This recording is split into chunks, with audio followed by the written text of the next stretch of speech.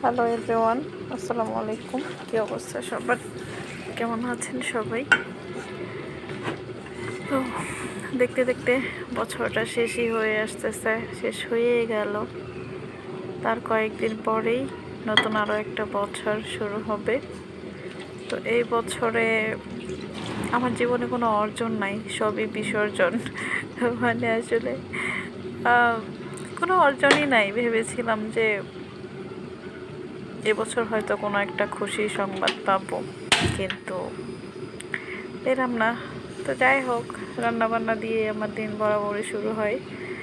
তো আজকে রান্না করতেছি গরুর মাংস, লাউ, বেগুন ভাজি, কিছু আছে মনে হয় না। তো যাই হোক, রান্নাবান্না চলুক। আমি আপনাদের সাথে একটা মেমোরিজ শেয়ার করবো আজকে। তো গত বছরের এই দিনটাতে, মানে গত বছরের লাস্ট শুক্রবারে আমার বাসায় অনেক গেস্ট ছিল এবং বেশ ভালো আয়োজন ছিল। তখন ঢাকায় ছিলাম, কিন্তু এখন কুমিল্লা চলে এসেছি। কুমিল্লা থেকে আমার বাসাটা অনেক দূরে হওয়ায় মানে তেমন কোনো মানুষ তেমন একটা আসতে পারে না, যেহেতু বাসাটা আসলেই অনেক দূরে হয়ে গেছে। মাঝে মাঝে মেমোরিজগুলো যখন আসে কষ্ট লাগে, কারণ কুমিল্লা আসার পরে আমার বাসায় গেস্ট খুবই কম আসে, খুবই কম, যেহেতু আমার শ্বশুরবাড়ি রংপুরে, আবার আমার বাবার বাসা হচ্ছে টাঙ্গাইলে। তো দেখা যায় যে দুইটা জায়গা থেকেই অনেক বেশি দূরে পড়ে গেছে আর কি আমার বাসাটা। তো আমার হাজব্যান্ডের নাকি নতুন আলু দিয়ে মাংস খেতে ইচ্ছে করতেছিল, এই জন্য মাংসের মধ্যে আমি একটু নতুন আলু দিয়ে দিয়েছি। আর এখন আমি ঝটপট একটা পোলাও রেসিপি শেয়ার করব আপনাদের সাথে, মানে আমি যেভাবে পোলাও রান্না করি, যেটা খুবই দ্রুত হয়ে যায় আর কি। এই জন্য প্রথমেই কড়াইতে পেঁয়াজ অল্প একটু ভেজে নিয়ে তার মধ্যে আমি একটু গোলমরিচ দারচিনি দিয়ে দিয়েছি, এলাচও ছিল। তো চালটাকে সুন্দর মতো ভেজে নিয়ে আমি এখানে পানি দিয়ে দিব। যেহেতু এখানে 1.5 কাপ চাল আছে, সেহেতু আমি এখানে 3 কাপ পানি দিব, মেপে মেপে। তো এই পানি দিয়ে আমি দিয়ে দিব হচ্ছে একটু গুঁড়া দুধ। গুঁড়া দুধ দিলে হয় কি, পোলাওটা খেতে একটু ভালো লাগে।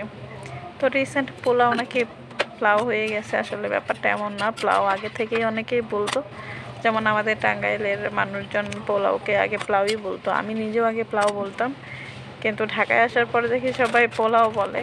তো দেখা যায় যে যখন যেখানে থাকি আর কি, সেখানকার টুকিটাকি যেই ওয়ার্ডগুলো বেশি ইউজেবল, ওগুলো একটু নিজের মধ্যে নেওয়ার চেষ্টা করি। তো এজন্য আমি পোলাওই বলি। তো যাই হোক, আমার খুবই সিম্পল পোলাও রান্না এটা। শেষমেশ একটু ঘি দিয়ে ঢেকে রেখে দিয়ে আমি একটু গোসল আসল করে ফ্রেশ হয়ে নেব, তারপরে খাবার রেডি করে ফেলবো। তো এই যে আমার পোলাওটা হয়ে গেছে, আমি এখন এটা সার্ভিং ডিশে সার্ভ করে নেব। আর খুবই ঝরঝরে হয়েছে, আসলে আমি দমে বসিয়ে রেখেছিলাম জন্য এরকমভাবে হয়ে আছে। এর ফাঁকে আমি আবার আমার সমস্ত কাজকর্মগুলোও করে নিয়েছি। তো যাই হোক, আজকে আমি খুব সুন্দর করে সাজুগুজু করেছি, শাড়ি পরেছি, চুড়ি পরেছি, একটু মেকআপ করেছিলাম আমার হাজব্যান্ডের জন্য।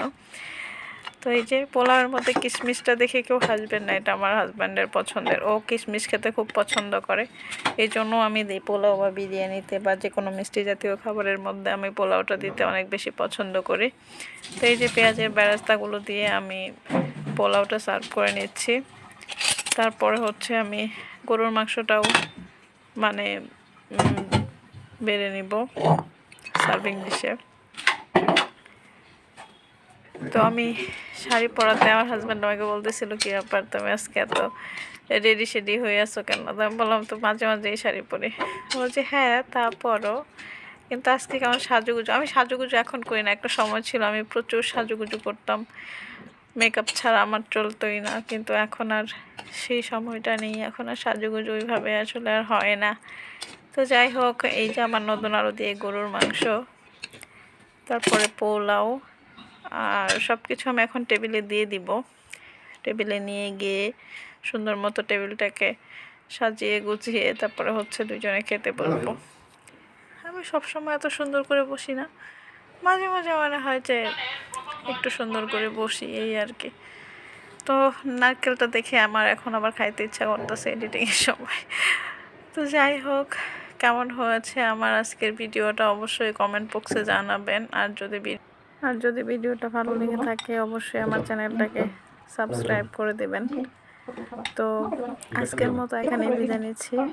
সবাই ভালো থাকবেন, সুস্থ থাকবেন, সবার জন্য অনেক অনেক শুভকামনা, সেই সাথে নতুন বছরের অগ্রিম শুভেচ্ছা রইল।